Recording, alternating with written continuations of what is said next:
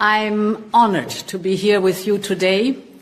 This is no more, there is no more an inspirational group to speak to than to women and men who have chosen to devote their careers and their lives for the security and the freedom of others. Your mental and your physical fortitude, your sense of duty and honor are testament to yourselves, your families, and to your nation as a whole. And this historic academy is one of the reasons I chose Denmark to speak about security and to make the case that if Europe wants to avoid war, Europe must get ready for war.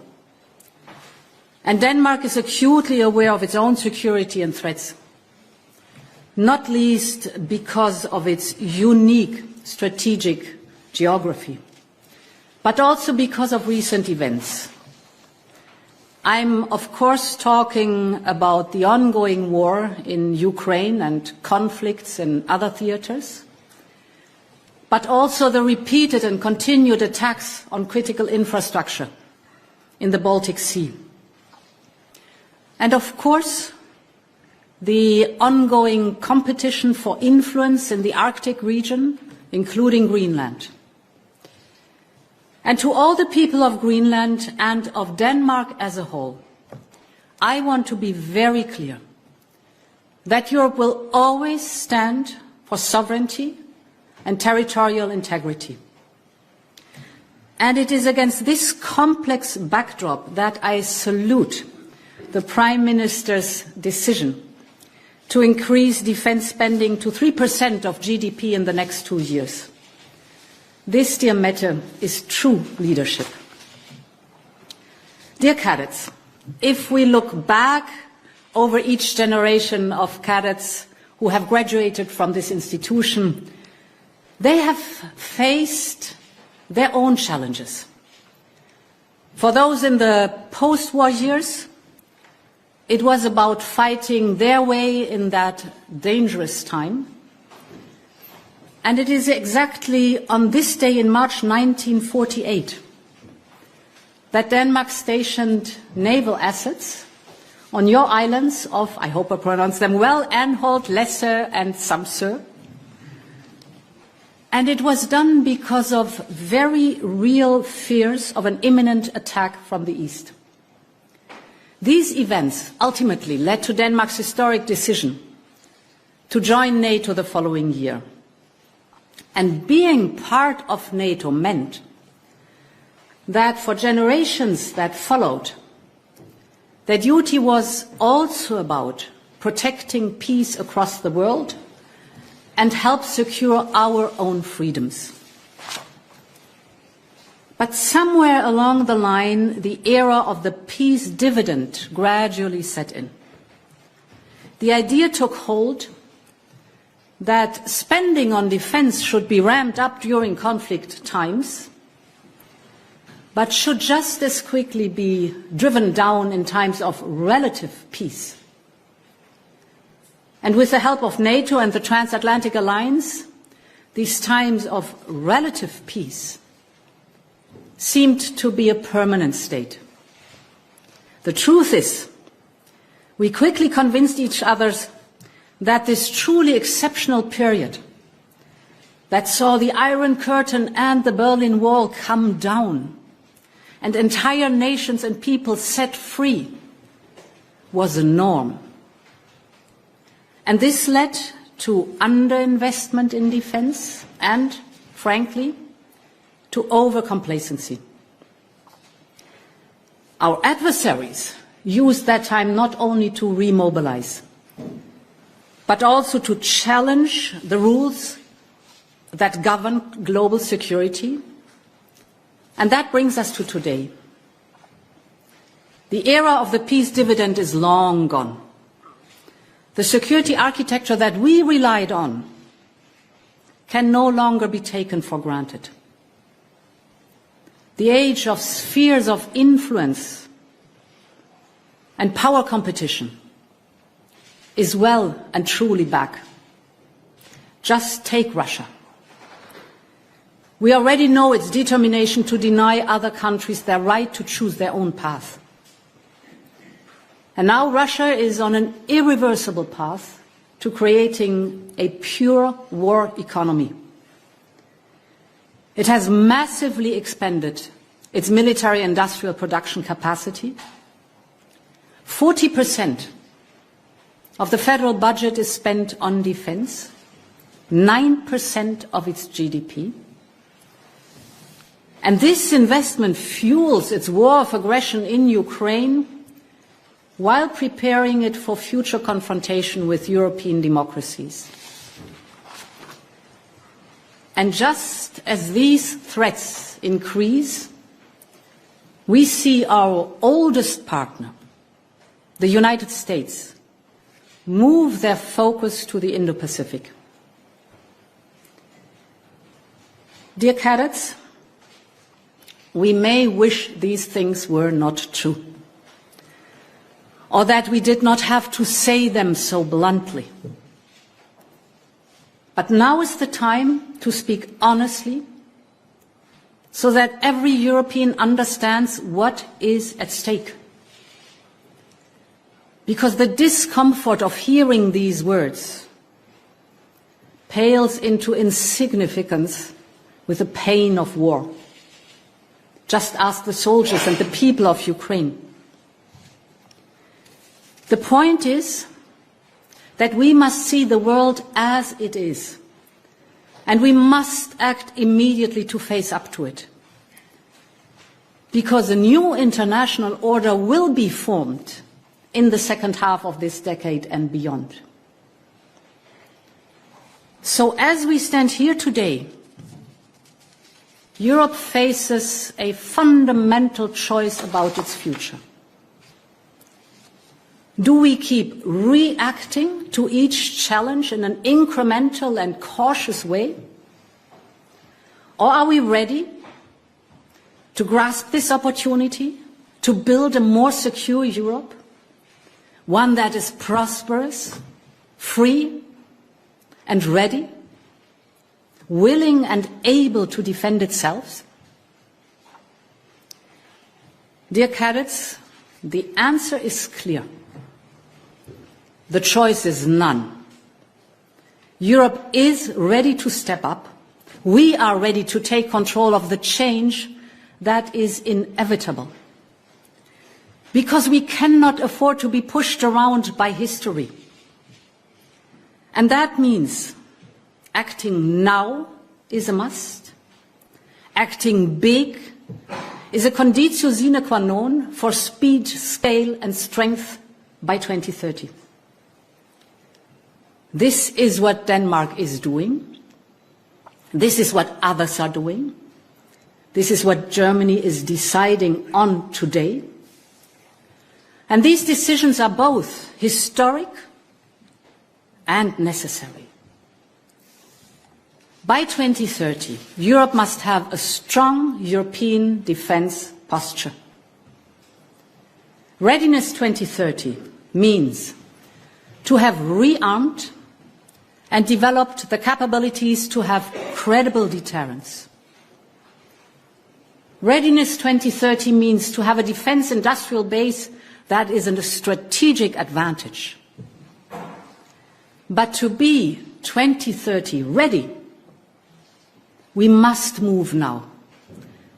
And that is where the European Union comes in. To be very clear, Member States will always retain responsibility for their own troops, from doctrine to deployment, and of course for the definition of the requirements of their armed forces. But there is a lot that is needed at European level. And indeed, tomorrow we will present a roadmap for Readiness 2030. And I would like to briefly touch on 4 key priorities. The first and overarching priority is a surge in defense spending.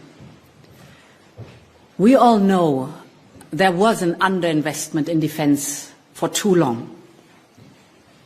Member States' defence spending has now increased by more than 31% since 2021. That is better, but that is not enough. It is still far lower than that of the United States, Russia and China. So rebuilding European defence will require massive investment over a sustained period, both public and private.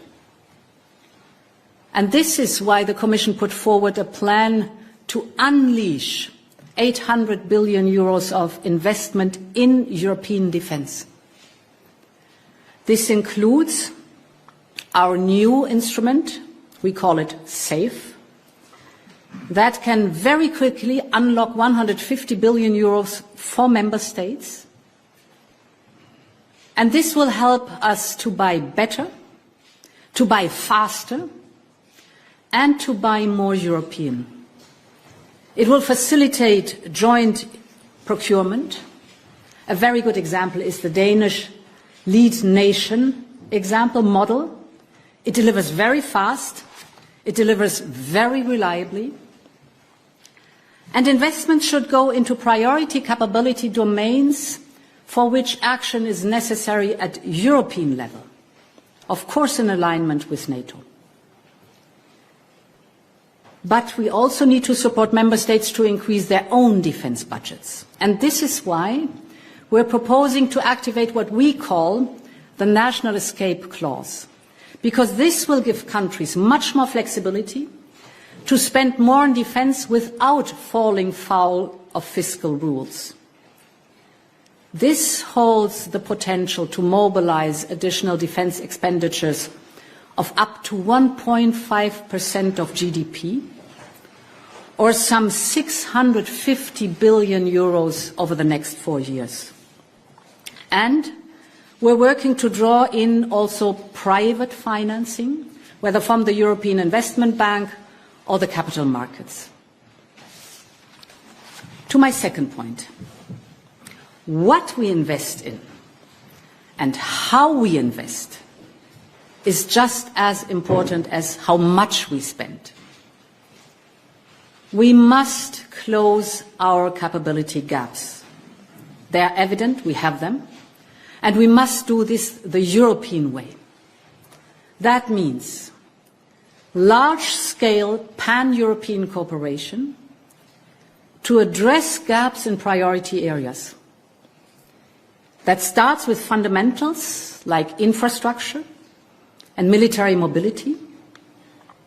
By 2030, we need a functioning EU-wide network of land corridors, airports and seaports to facilitate the fast transport of troops and military equipment.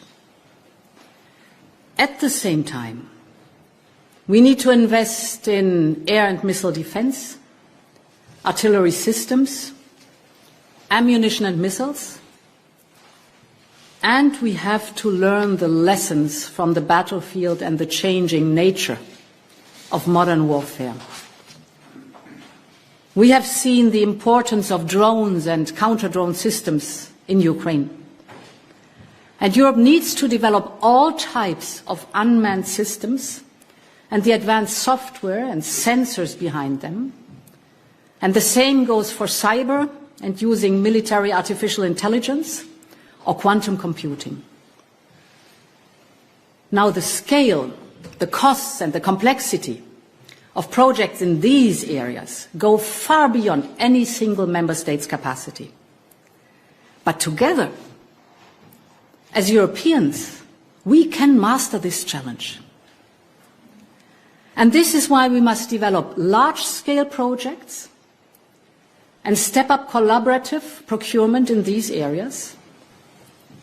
That means pooling demand, shorten lead times, and of course ensure interoperability. Ladies and gentlemen, the third priority for European defence is perhaps the most strategic, and that is increasing support for Ukraine. This is what we call the steel porcupine strategy, because we may need to make Ukraine strong enough to be absolutely indigestible for any potential invader. So we need to invest in Ukraine's strength, in deterrence through denial. We have done a lot already. We have supported Ukraine with about 50 billion euros in military support alone and trained more than 73,000 Ukrainian troops. And our support for Ukraine's accession to the European Union remains as strong as ever, but there is a lot more that we can do. And to help make this a reality, we will set up a joint task force with Ukraine to coordinate the European Union's and the Member States' military support to Ukraine. But Ukraine can support us too. In fact, as you said, Mette, there's a lot that we can learn from the transformation of Ukraine's defense industry. The innovation, the speed, the scale of its industrial base is amazing. It's remarkable. It is a huge asset for Ukraine, but it is also a blueprint for Europe. So we need to speed up Ukraine's integration in the European defense equipment market, and our industry is learning from Ukraine's defense industry. Ukraine's industry has the daily battlefield experience, how to innovate just in time, how to produce faster, how to produce more cheap, and of course, how to produce more intelligent. And this brings me to my fourth priority: strengthening Europe's defense industrial base. We have many competitive and world-leading defense companies. And we have many SMEs that are developing new technologies at cutting edge of innovation. But our industrial base still has structural weaknesses. It is not able to produce defense systems and equipment in the quantities and the speed that member states need. It remains too fragmented, with dominant national players catering to domestic markets. So we really need to turn the tide. And it starts with investment in Europe. As we all know, today the majority of defense investment goes outside Europe. In other words, that means good jobs outside Europe, return on investment outside Europe, research, development and innovation outside Europe. So this is not sustainable. We must buy more European, because that means strengthening the European defense technological and industrial base. That means stimulating innovation here in Europe. That means creating an EU-wide market for defense equipment. In addition, companies need a steady stream of multi-year orders to steer investment and ramp up capacity. So pooling our demand and joint procurement is therefore even more important. We will set up a European military sales mechanism to help make this happen. Member states need to be able to fully rely on European defense supply chains, especially in times of urgent need. And a European market would deliver that. It will be a driver for our prosperity and an industrial competitiveness as much as for our security. It will unleash innovation, research and skills. So we will put forward also a defense omnibus to simplify rules, to simplify regulations. You all know that, from certification to permitting to joining existing contracts. All this is complicated and difficult today. This has to go. And we will convene a strategic dialogue with the defense industry to look at all the obstacles they face to get rid of these obstacles. Dear cadets, I know that my message to you today is stark. I paint a picture of a world fraught with danger. But we are stronger than we think. And we are not in this alone. Europe is more united than ever. It is more determined than ever. And it has partners, friends and allies that it can work with and count on. Security challenges often have global implications. What happens elsewhere can quickly happen over here. And of course, vice versa. And most of the threats we face are cross-border. Whether it is a Russia determined to regroup, or hybrid, or cyber attacks, or threats in space, or at sea. So that is why we're fully committed to working with NATO and the United States. Our security is indivisible. And that is why we are working to break new ground on security with the United Kingdom and other partners within Europe, in our neighborhood, and within the G7, from Canada to Norway, and even as far afield as India and other parts of Asia. Like all young cadets in all those countries, your lives and your careers will be devoted to building and securing peace, freedom, and prosperity. But I would like you to remember that freedom is not a slow process. It is a constant struggle. And I'm not sure whether I have the right English word. But there is a word in Ukrainian. The word is volya. Volya means freedom. But it also means courage and will to fight for freedom. And that is every generation's duty. That is what we together are working for. Because Europe is more than a union. It is our home. Thank you very much, and long live Europe.